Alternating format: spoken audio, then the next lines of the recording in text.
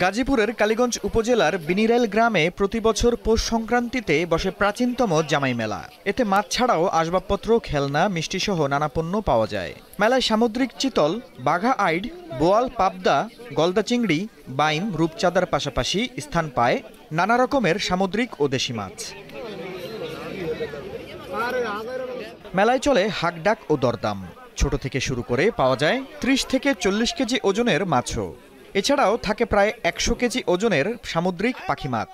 আশপাশের গ্রামের জামাই শ্বশুর সহ অনেক মানুষ ব্যাপক উৎসাহ নিয়ে মাছ কিনতে আসেন মেলায়।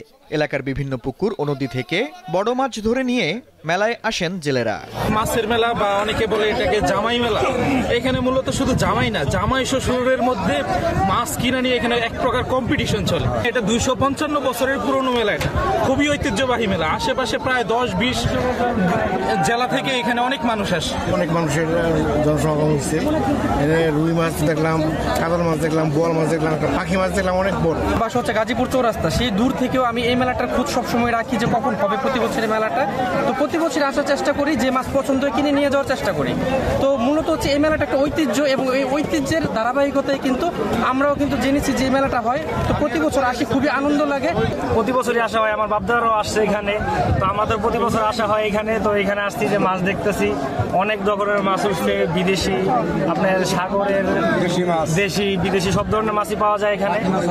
তো এখান থেকে আর কি মাছ নিতেই হয় প্রতি বছর, না নিলে হয় না। আয়োজকরা জানান ২-৩ দিন আগে থেকেই ব্যবসায়ীরা মেলায় চলে আসেন। আমরা সার্বিক সহযোগিতা তাদেরকে করছি, কোনো কিছুর বিনিময়ে না।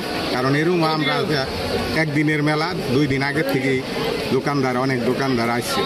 এদের রাত জায়গা, এরপরে আমরা সিকিউরিটি দিই। কারণ কোনো দুষ্কৃতিকারী আয়া যদি একটা ক্ষয়ক্ষতি করতেও পারে, এটা অসম্ভবের কিছু না। এই জন্য আজকে পর্যন্ত কোনো দুর্ঘটনা ঘটে নাই।